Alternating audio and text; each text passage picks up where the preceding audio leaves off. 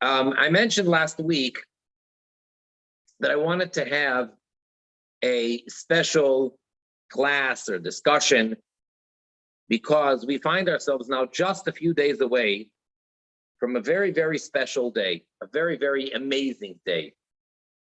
In a sense, the most amazing day ever, if I do say so, since creation of the world. And I'll explain.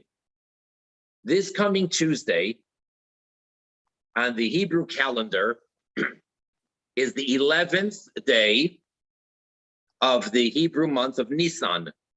Right now we're in Nisan, which is the month in which we have Passover. Passover is on the 14th at night of Nisan. The Paschal offering is on the 14th, and the Seder with the matzah, etc., is on the night of the 15th of Nisan. On the Jewish calendar, for the Jewish people, the day changes at nightfall. Just like Shabbos comes in Friday evening and it ends Saturday evening. So it doesn't go by midnight, but it goes by nightfall, which means that it varies. In the winter, the date changes early, and in the summer, it changes later. Now, this coming Tuesday, just a couple days before Passover, before Pesach, is the 11th of Nisan. The 11th of Nisan this year marks the 120th birthday of the Lubavitcher Rebbe, King Mashiach. Now, let me explain. One might think that it's a very special day for his followers, Lubavitcher Hasidim. A Hasid is a term that we use for the past 300 years or so, since the Baal Shem Tov, Rebbe Israel Baal Shem Tov, for the Hasidic movement. And Chassid means, they translate in English as a pious person. A Chassid is someone who is kind, or someone who goes above and beyond the letter of the law. So in the past 300 years, that terminology, which existed way before in Talmudic times as well, but that terminology today means a particular type of Orthodox Jew that follows a Hasidic Rebbe.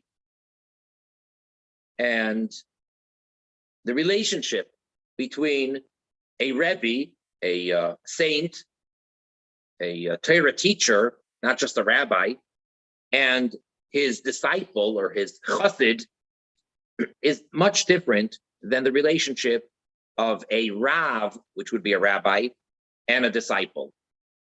Because this is not only that he is the one who teaches and he is the one who's studying from him. And it's not only that he is his guide, but the way that it's been in the Hasidic movement especially, is there's an absolute total devotion between the chassid and his or her Rebbe. So, I mean, I don't want to say this because I don't think it is so, definitely not so, but you can understand why one would make the mistake before they really understand what's going on. And there have been those that have said that it's a cult-like devotion. I'm not 100% sure exactly how the term cult is really technically defined. I know more or less what a cult is, but how it really is defined, I think that it goes along the lines that a person joins a certain group and they pretty much have their free will taken away from them, and the cult decides every last penny of theirs, what to do with it. And once you're in a cult, you can't get out unless you have to escape, really. And depending on the cult, it could be a matter of life and death for a person to try to escape.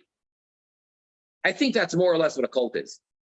So the devotion of a chassid to a Rebbe is nothing like that, God forbid. But I can understand why some would make that mistake before understanding what it is, because we say things such as, it's such a devotion that the chassid will do whatever the Rebbe says or wants, even without understanding it, because we completely rely on this great righteous person and will do whatever he says in fire and in water. However, it does not take away the individual's freedom of choice. And it's not that it's a community or a organization or a group that runs the person's life. It's all by choice, and at any given time, without any repercussions or anything, the person can step out and can, so to say, follow a different Hasidic Rebbe or whatever, change their custom, whatever it is.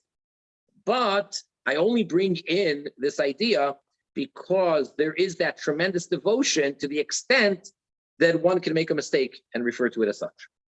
So now, Rebbe, which literally means a teacher, but when we use it in the term of the past 300 years, in that sense, Rebbe is a righteous leader who has a following and inspires them to serve God and guides them.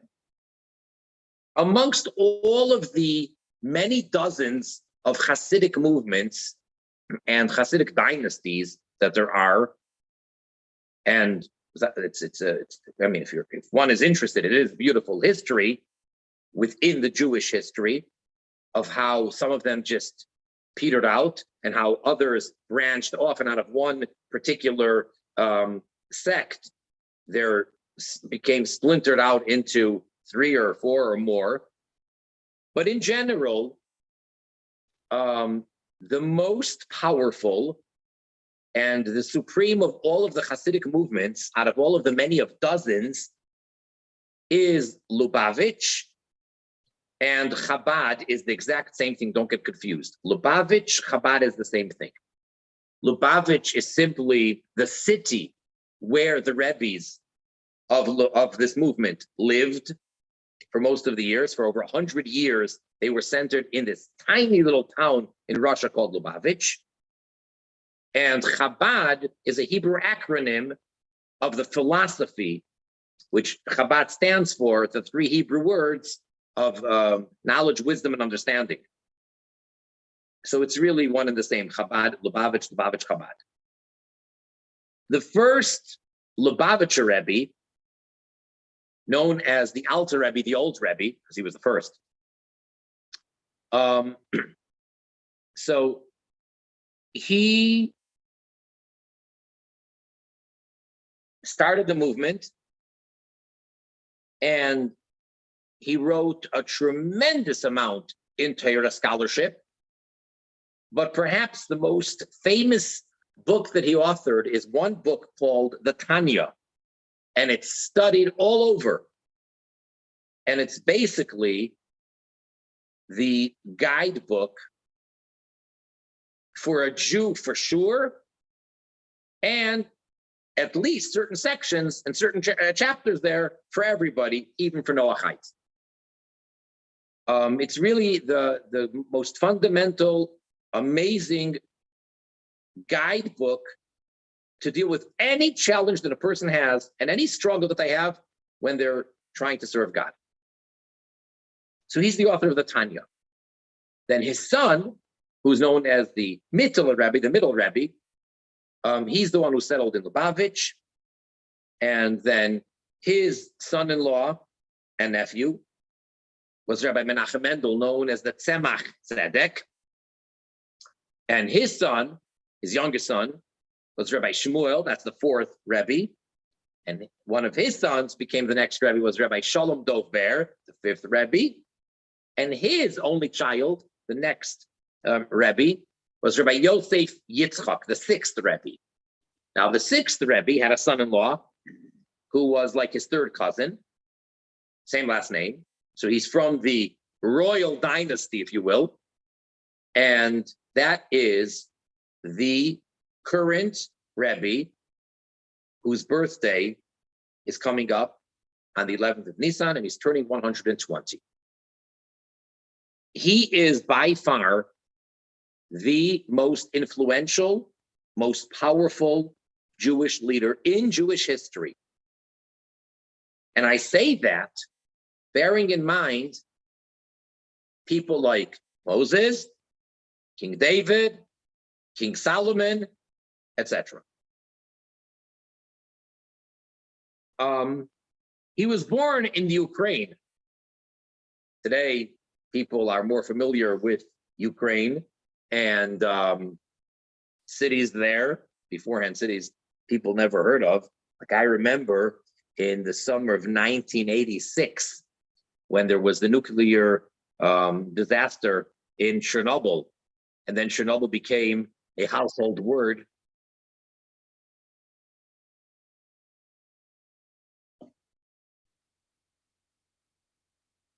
What was that?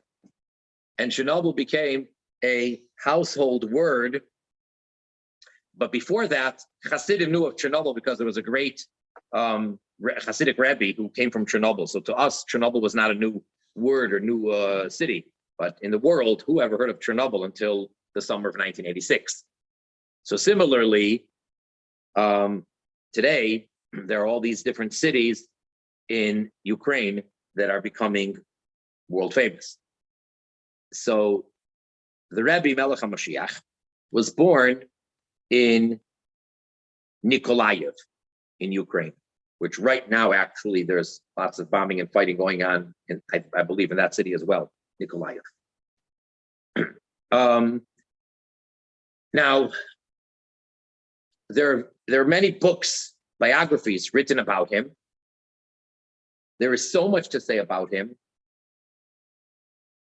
an infinite amount, an endless amount to say about him. So I'm going to try to take what would take me humbly hours. I'm going to try to condense it into like 10 or 15 minutes, which is not really possible, but let me try. He has tremendous, tremendous ancestry on all sides, father, mother, grandparents. And he is the most humble person you would ever meet. And if you ever wonder, how can the Torah, how can the Bible say that Moses was the most humble person to ever walk the face of the earth? When, how could he be humble? He's the one who was chosen by God to take the Jews out of the exile of Egypt. He came there, he made the 10 plagues as the messenger of God, of course. He took the Jews out together with his brother Aaron out of Egypt. He split the sea, and again, he, meaning God, but it was through him. He went up to the mountain to receive the Torah, 40 days and 40 nights, no eating, no drinking, no sleeping. Human being. And all the things that he did. And when he had to stand up and fight for what was right, when he had rebels against him, he did so. How can we call that person humble? I mean, of all the things, I understand he's not, God forbid, haughty. He's not selfish. He's not arrogant, but the most humble person on the face of the earth? How does that work? He's so mighty, so strong, so powerful.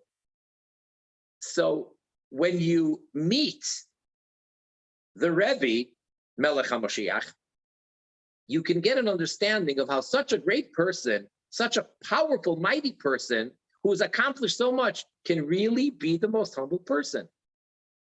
And the Rebbe Melech HaMashiach is just that. So humble. He became Rebbe when his predecessor and father-in-law, the 6th Rebbe, passed away in Brooklyn, New York in 1950, January of 1950. There were 2 sons-in-law living. There was a third one who was a third daughter and son-in-law who were killed in the Holocaust.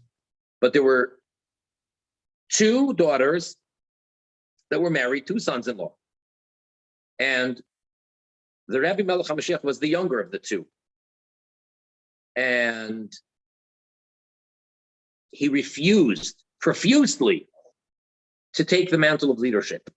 He wouldn't do it. And he always tried to hide his righteousness, his knowledge. He did everything in a very discreet way, in a very quiet way. But people knew. And there's only so much that, a person can hide.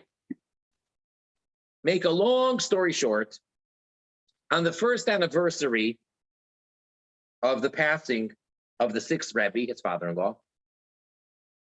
after much begging, pleading, nagging, and from his part, emphatically pushing people away and saying, don't do this to me and don't ask me, etc., etc., etc.,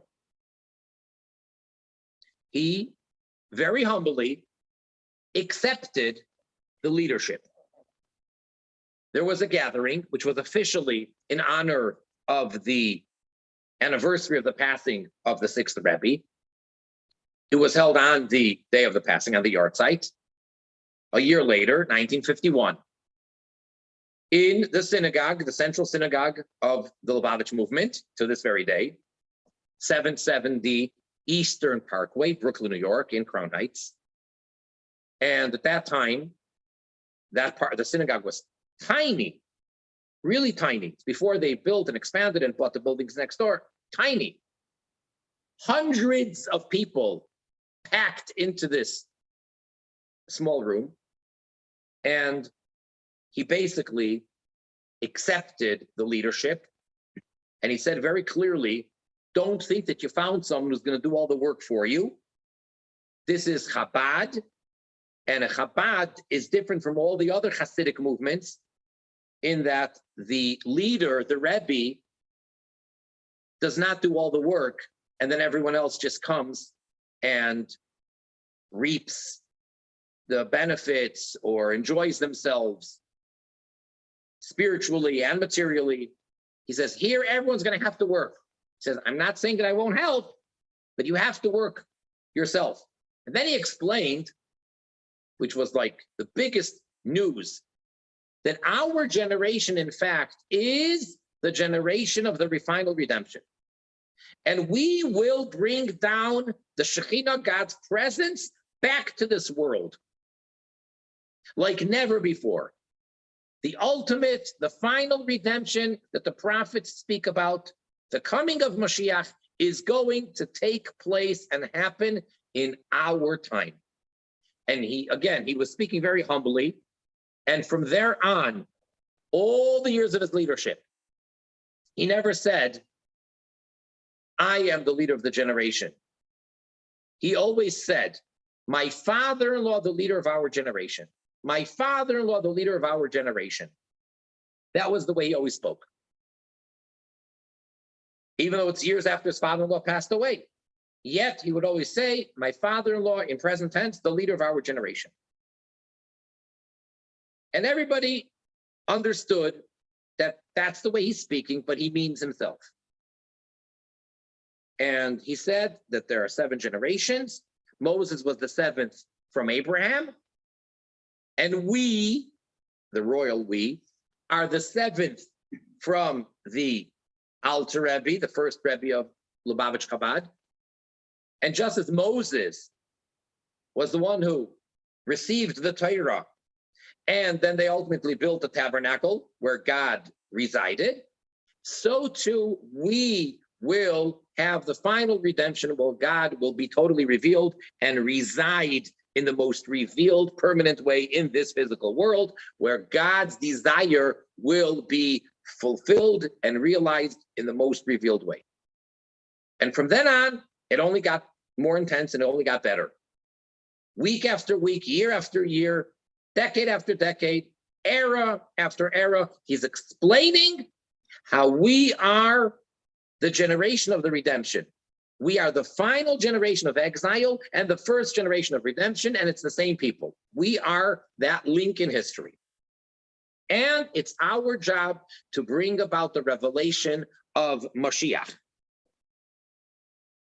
And again, there's so much to say it came to a point where he said we have to demand of God the redemption. Right around that time, and I'm talking about at the beginning of the 1980s, right around that time is when he also began the whole campaign of Noachides, of promoting and teaching and educating the world of the 7 Noachide laws and what the role of the non-Jew is in God's creation, in God's world, according to the Torah. And that we have to teach them. And he bases this strongly on the Rambam, on Maimonides. And it's interesting to note that we're learning now in our discussions here, the laws of kings, and we've gotten through chapter 10. So we know that these chapters in the laws of kings, part of 8, 9, and 10, are discussing the 7 Noachide commandments, etc. The final 2 chapters of the laws of kings, which is actually the final 2 chapters of the entire, I guess it's called Magni Opus, of the Rambam, in the 14th book of the 14 books, the book of Judges, chapter 11, and then chapter 12. Chapter 11 is identifying and describing who the Messiah is, who is Mashiach, what he need not do, what misconceptions people might have, and what he does need to do. Chapter 12 describes the redemption, the Messianic era, what needs to happen and what need not happen. And with that, he concluded all of the laws of the entire Torah of all of Judaism. He started in the beginning of the first book, the book called the Book of Knowledge, with the first laws, the laws of the foundation of Torah, starting with the first halacha, the first law, that the foundation of all foundations and the pillar of all wisdoms is to know that God exists, and then he goes into proving and what you have to believe and what you're not allowed to entertain, etc., etc. So he starts off with the belief in God, and he takes the Jew through every single one of the 613 commandments. He explains each one of them, even the ones that cannot be kept in the diaspora when we don't have the Holy Temple. Every single mitzvah, every commandment is explained, and he goes through the whole thing. And then he comes to the climax, and that's Mashiach. And that's what it's all about, because only in the Messianic era will everything fall into place, and will we be able to serve God properly and completely, where every single human being will recognize the one and only God and serve him properly in unison. So it's quite interesting that the Rambam was so super organized, put the laws of the 7 Noachide commandments right before the laws of Mashiach. And then fast forward some 850 years, the Rebbe, Menachem Mashiach, is pushing so strongly for the coming of Mashiach redemption, and is saying that we, the crowd that he's speaking to, and ultimately all the Jews, need to demand Mashiach. And he even said to say it in English, because most of the Jewish children in the world today, their native tongue is not Hebrew, not Yiddish, it's actually English. So he says, we want Mashiach now. Now, he always speaks, his talks are in Yiddish. And this, you can even hear it on tape, and you can see it on video. When he started this, he himself would start singing with the children, we want Mashiach now. He would sing it in his Russian accent. He would say, we want Mashiach now. And in English, we want Mashiach now. And then he got more intense, and he said, we have to scream and demand. And he used 2 words, which are taken from the prophet Daniel, and then they're also in some prayers, of Ad Mosai. It's a demand, it's a question, but it's almost like a rhetorical question. It's a demand question of until when? Until when? How much longer are you going to keep us in this state of suffering and not seeing godliness revealed? And that was basically the 1980s. Very, very intense. Week after week. And he's getting all of his followers really worked up. And we're having tremendous success. then a lot of details, but there came to the point where he was recognized as Mashiach, that he's actually the one. Now, for a Lubavitcher Chassid, that was not really any news, because we knew that all along, or we believed that all along. And as a matter of fact, throughout the generations, a true devoted Chassid actually believed that about their Rebbe. And it's not even something which started with the Hasidic movement of 300 years ago of the Baal Shem Tov. Back in the Talmud, so the Talmud tells us, it gives a number of examples of different sages, Talmudic sages, that their students would say about their teachers that they are the Messiah. Well, they actually said that the name of Mashiach is, and then they would say the name of their teacher, and they would bring a verse to support it. And each school would say that about their teacher.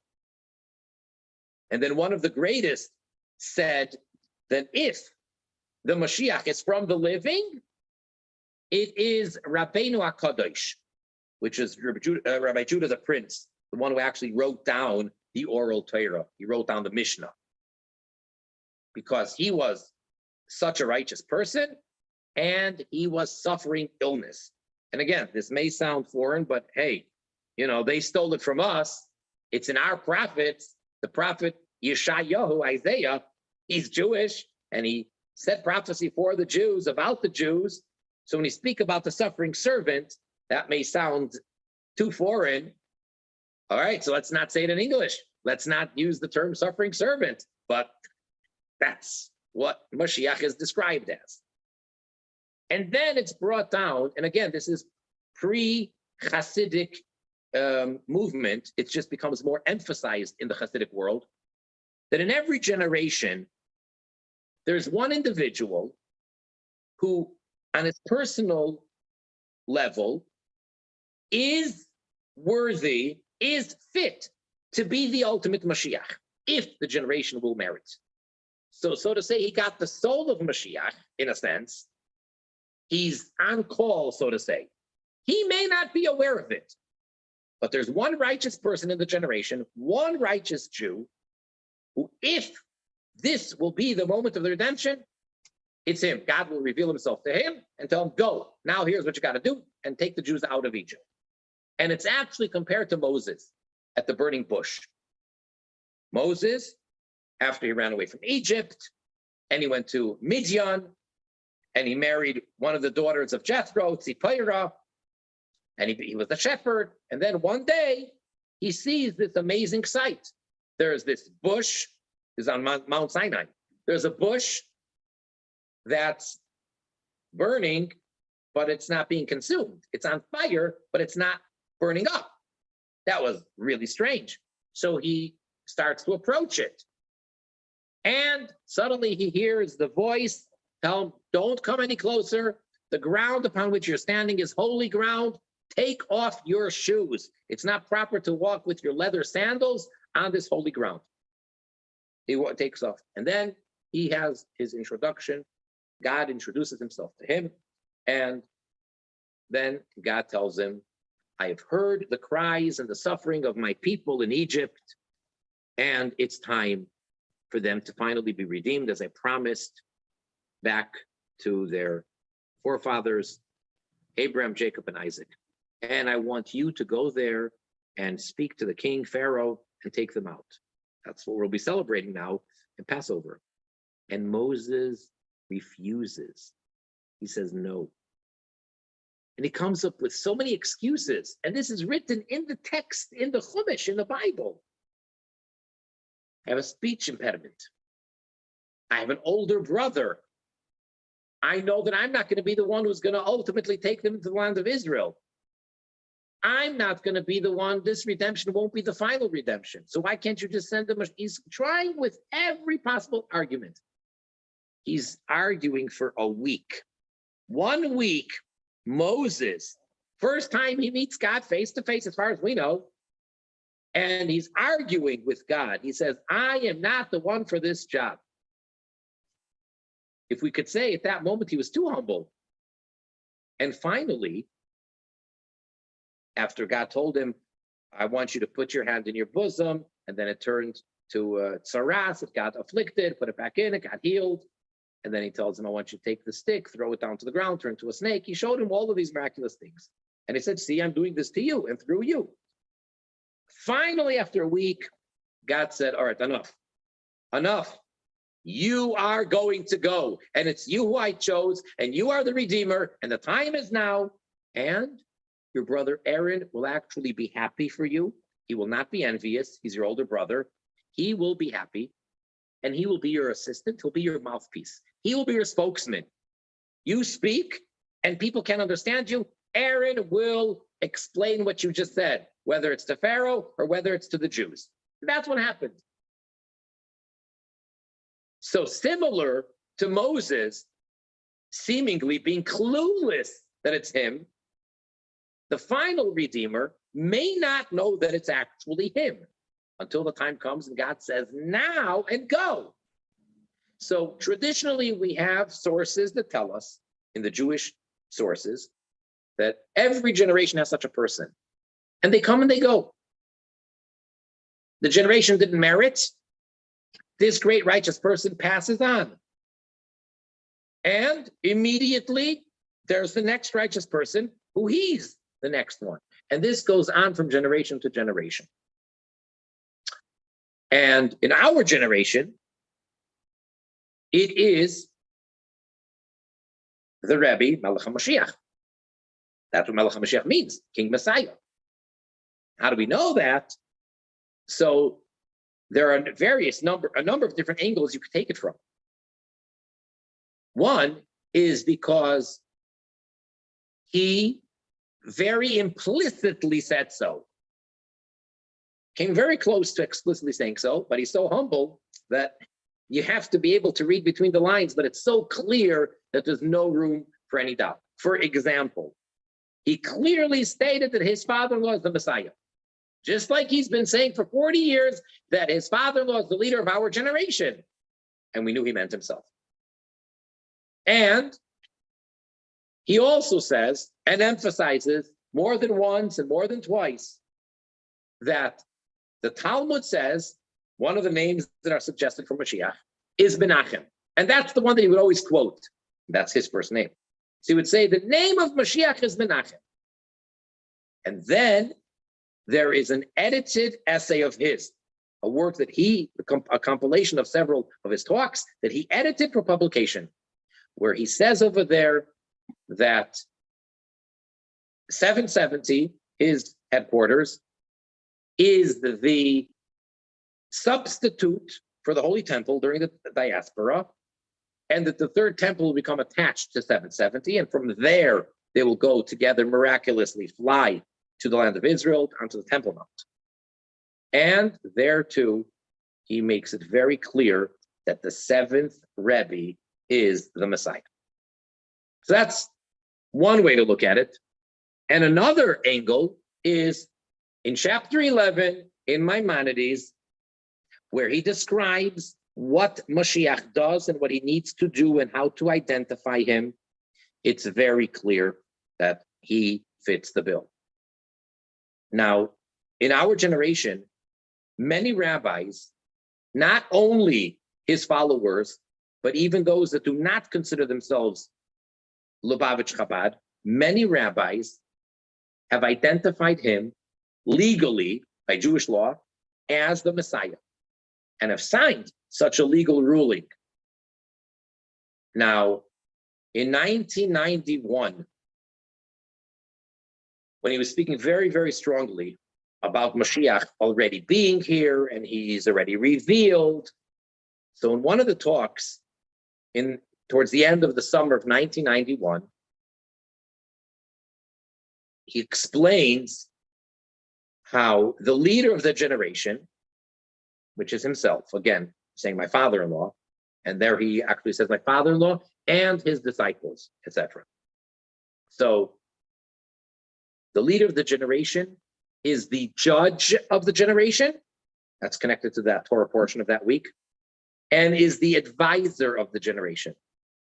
And is the prophet of the generation. And then he explains at length that we have prophecy and prophecy has returned, and that all of the Rebbes, going back to the Baal Shem Tov, and all of the Chabad, Lubavitch Rebbes, actually had prophecy.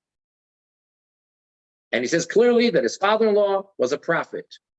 And then it continues, he says. So he's the judge of the generation, the advisor of the generation, and the prophet of the generation. And that's besides actually being Mashiach. So that's, so to say, a lot of hats for one person to wear. Because in the times of Tanakh, we had the king and we had the prophet. They were two different people. And then he had judges that were, and then the part which I think is very interesting as far as the Noachites are concerned, when it comes to, if we can use the term, the punchline in this talk from 1991. So as an instruction, he says to publicize to the entire generation. And he uses a term there that is an unusual expression. He says to publicize to all the people of the generation, which sounds like it means everybody, not just the Jews. And he says to publicize to all the people of the generation that God has chosen an individual who personally is incomparably greater than the rest of the generation, all the people, that he has freedom of choice, this individual. Here, I'll read it actually inside. It's in Yiddish. From the above mentioned, we have the directive that it is necessary to publicize to all the people of the generation that we have merited, that God has chosen and appointed a person who has free choice, that on his own right, he is incomparably greater than the people of the generation, that he should be the judge and the advisor and the prophet of the generation. That should show us, give us directives, and give us advice with regards to serving God of all the Jews and of all the people of the generation. Sounds very clear, like he's speaking about the non-Jewish world as well. He says, the service of all the Jews and of all the people of the generation, in all matters of Torah and its commandments, and with regards to the general day-to-day life and behavior, also in those matters that are, in all your ways you should come to know God, and all your deeds should be for the sake of heaven. Up until the main prophecy, and that is the prophecy that immediately to redemption, and literally, really immediately, behold, this one, Mashiach, comes.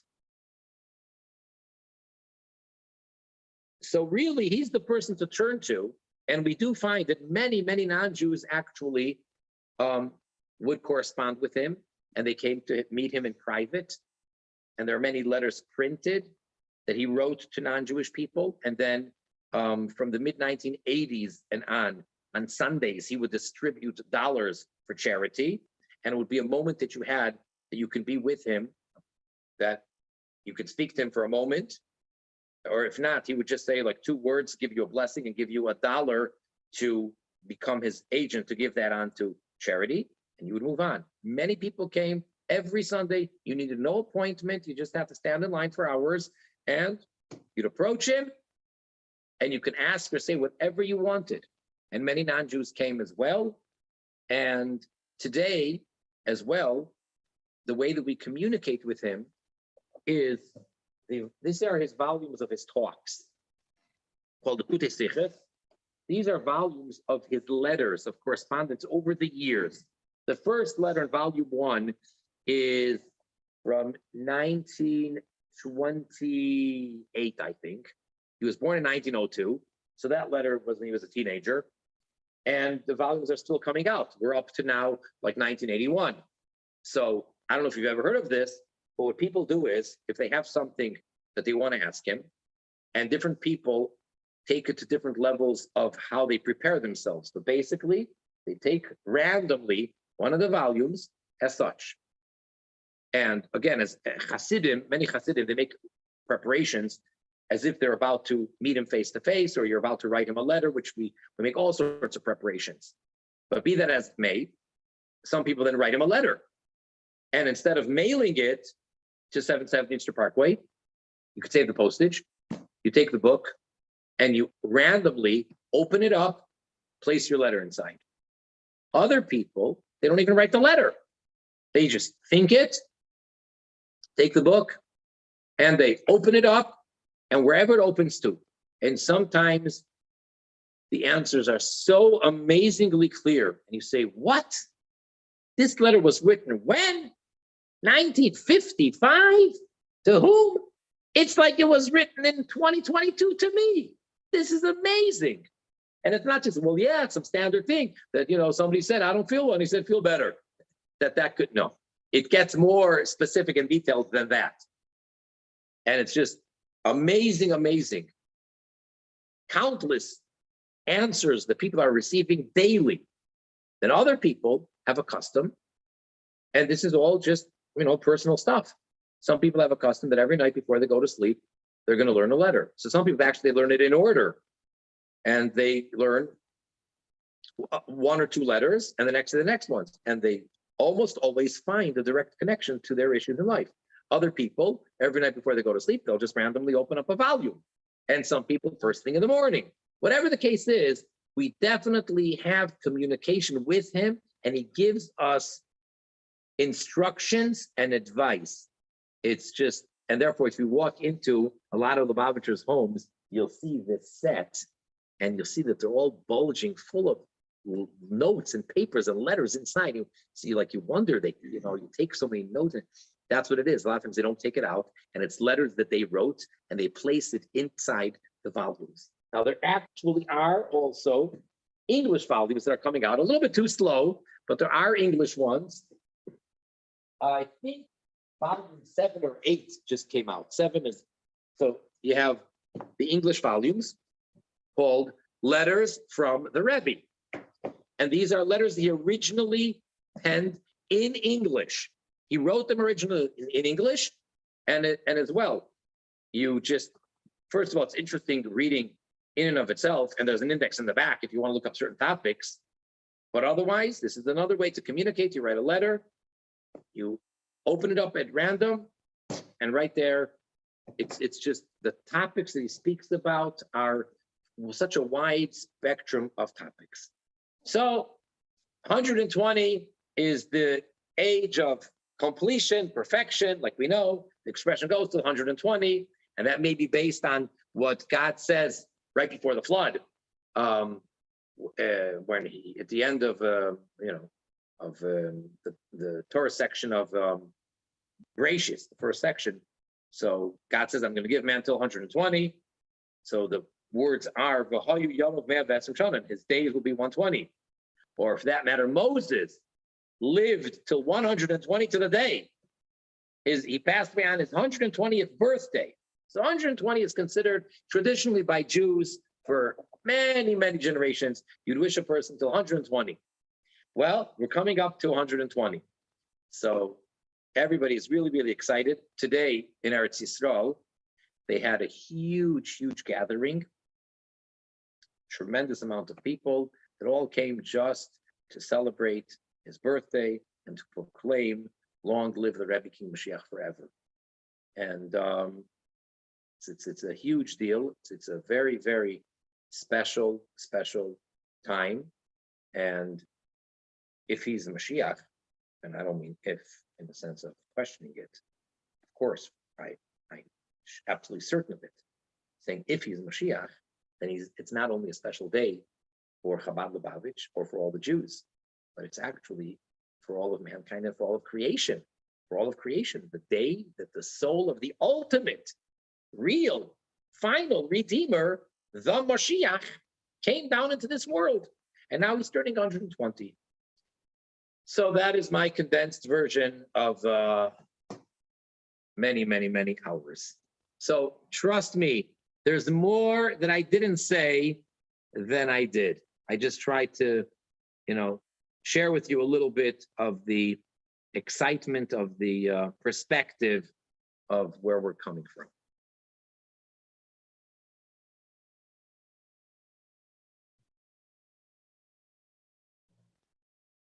Any questions or comments on what I did say? Oh, yeah. Okay, so One at a time.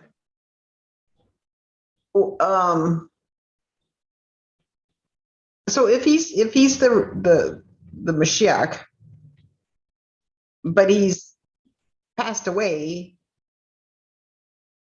does he get like resurrected or something? I mean, I don't know anything about this. Okay. So I'm going to answer that. There are two levels of two ways to answer that. I'm first going to give you one answer, and then I'm going to give you the deeper, or I should say, the more accurate answer. Answer number one is that according to Jewish tradition, and this is definitely something which not only did the Christians steal, not borrow, but steal from the Jews, but they actually made a whole religion out of it. But it's a Jewish concept. And that is, and again, I'm going to use the words which just ring so terribly, just for the sake of, the second coming. A second coming is a Jewish concept, which they took and they made a whole religion out of it, to the extent that the Jews shy away from it. And whenever anything sounds at all like a second coming, we immediately reject it, because no, that's Christian, that's not ours. Where in fact, the Talmud that I mentioned before, that one of the great sages said that if Mashiach is from the living, it is Rabbi Judah the Prince. He then continues and says, and if Mashiach is from the deceased, it's Daniel. So Mashiach, by Jewish tradition, could be a Jew, a righteous Jew, or a king who passed away. And he will be resurrected before the era of resurrection. He will be brought back to life. He will come out of the grave before anyone is resurrected. He's an exception. He, in order for him to be the Redeemer in the flesh, he's got to come back, and he'll be brought back. And then the process of redemption begins, and only much later is there the resurrection. So yes, Mashiach can be someone from the past who passed away. However, answer number two, and this is the more candid, honest answer, or frank answer. And the reason why I gave you the first answer is because this answer does require a bit more explanation. First one was relatively simple. Basically, first answer is that second coming is a Jewish concept, and they stole it from us, and they got the wrong guy. That's that simple. The second answer, which is really what I want to go by, and it happens to actually be in the same talk of 1991 about the leader being the judge, the advisor, and the prophet. He says over there, and it's also based on a couple of other talks, basically, we don't believe that he actually passed away. What happened in the summer of 1994, where it looked like clinically there was a passing, there was a funeral, there was a burial, etc. that in fact, he didn't pass away. Now that needs a lot of explaining. So very briefly, the definition of death or passing away, at least for a Jew, is that their soul leaves their body. How do we know if the soul left the body or not? So for that, we're given physical signs. The more primitive way they used to do it was they put a feather right by the person's nostrils and see if there's any breathing. In more modern times, so they can see if there's any brain activity, and that actually is a very controversial, it's a whole different topic, but it's a very controversial subject amongst Orthodox leading rabbis of our generation about pulling the plug and life support. Are you obligated to put the person on life support? At what point do you not have to prolong their life? It gets kind of controversial.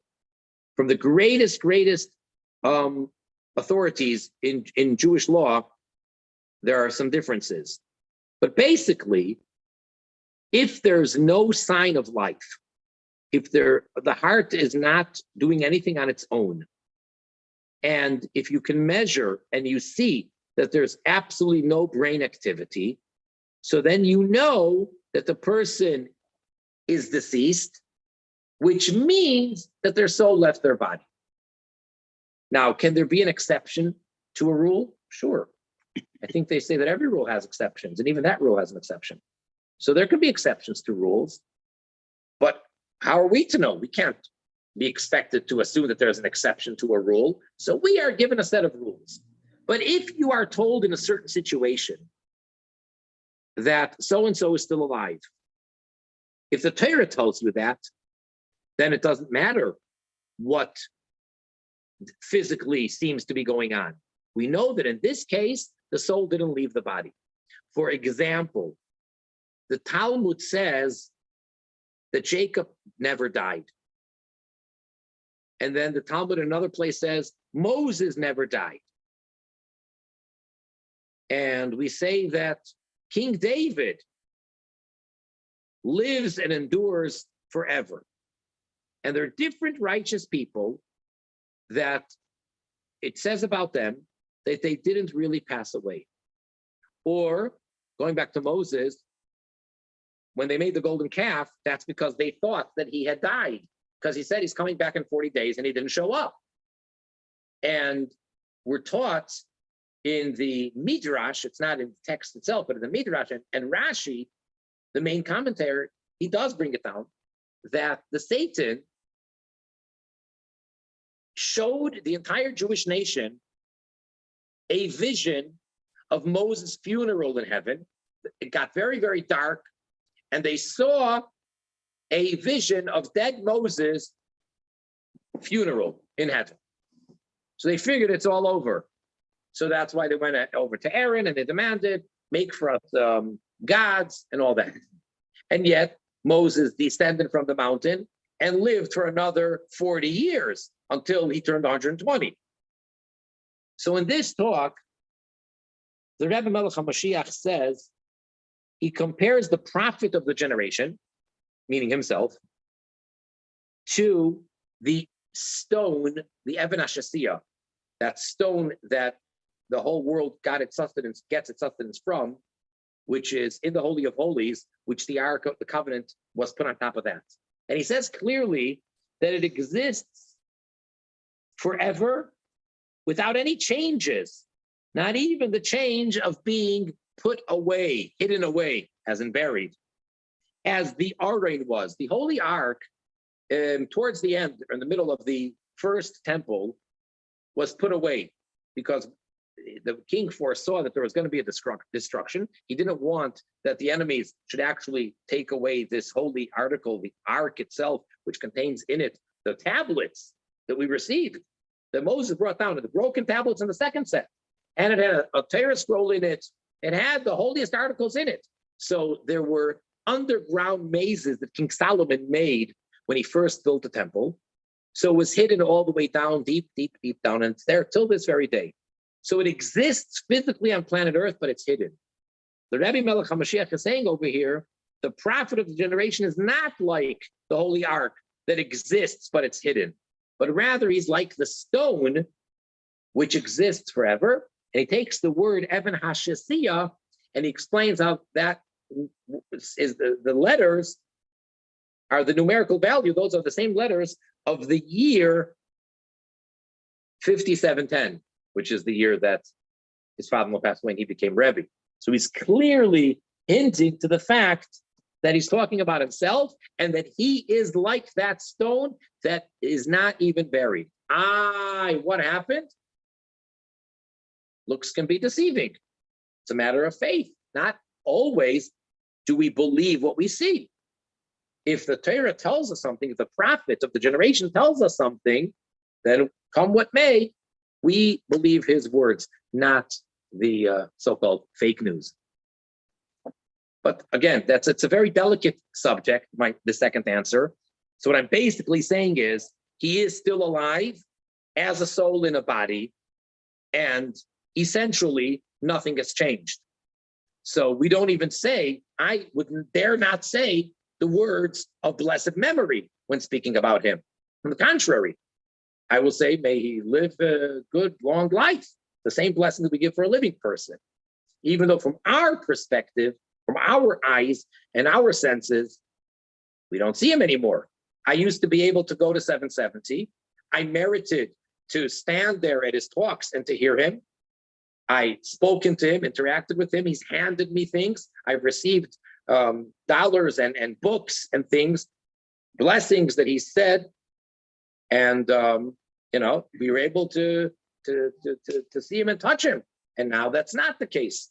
But that doesn't change the fact that the reality is still the same, just because our perception is not that way. But again, that's a whole long topic, and I'm just trying to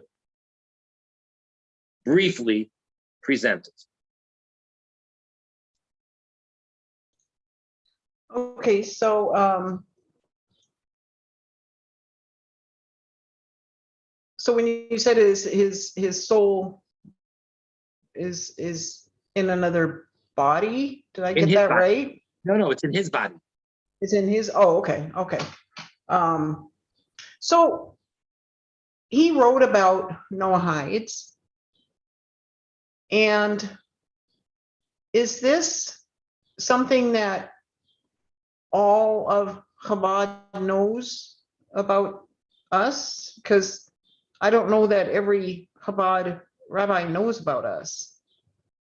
Well, when you say us, Noahides. I know. There are a lot of things that many people don't know.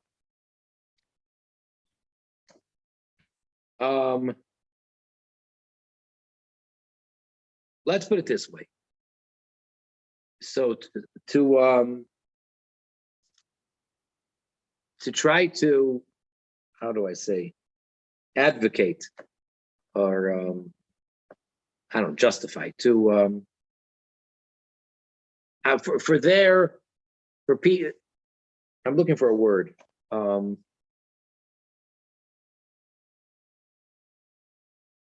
Whatever, I can't think of the word. In their marriage, so to say, in most of the talks where he speaks about the 7 mitzvahs,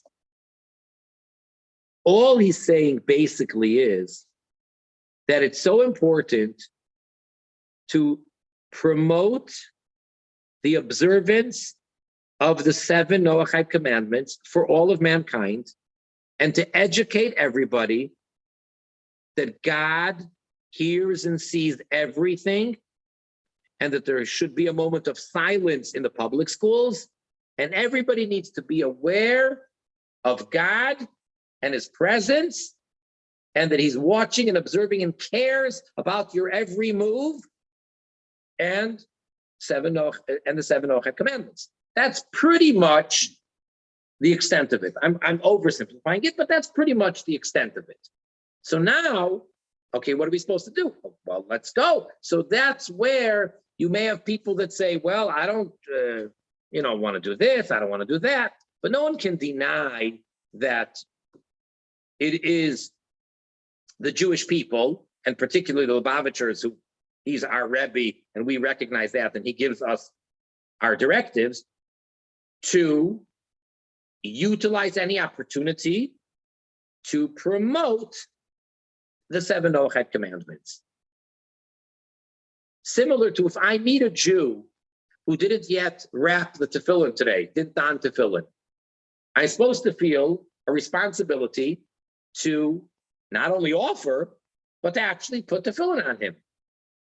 Or if I meet a Jewish woman who does not, as of yet, light Friday evening the Shabbat candles, I'm supposed to get her, explain to her, convince her that she should do it, and then she does it, and I should actually give her a kit, etc. So too, when I bump into a Gentile, anybody that's not Jewish, any human being that's not Jewish, that as of yet does not know about the 7 Noach commandments, I'm supposed to get them on board, explain it to them, and get them to keep it. That's really how it goes.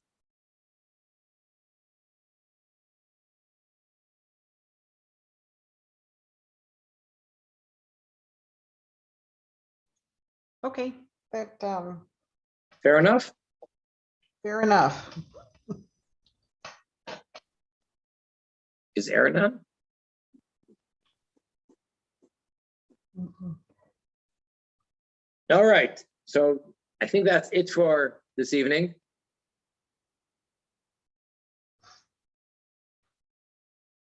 Thank you, Rabbi. We are off now for the next several weeks. Next Thursday night is one of the busiest nights on the Jewish calendar. It is the night before Passover begins. And the following Thursday night is Jewish holiday, the last days of Passover. So we're scheduled for 3 weeks from tonight, if all goes as planned, I guess. Short of Mashiach coming before that, which is really what we're hoping for and expecting. All right. Stay well. And all the best. Thank you, Rabbi. Very welcome. Okay, Veronica, good to see you. See you later. Okay.